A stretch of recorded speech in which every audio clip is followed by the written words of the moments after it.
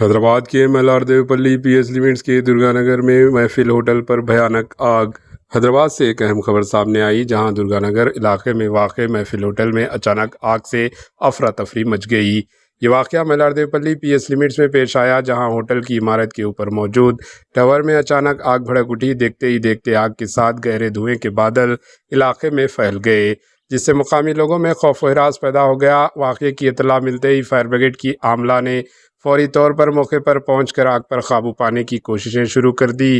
ابتدائی اطلاعات کے مطابق یہ حادثہ ممکنہ طور پر اتفاقی طور پر پیش آیا ہے، تاہم آگ لگنے کی اصل وجہ ابھی تک سامنے نہیں آ سکی۔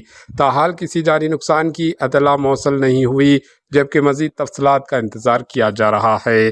Bureau report, AHN news.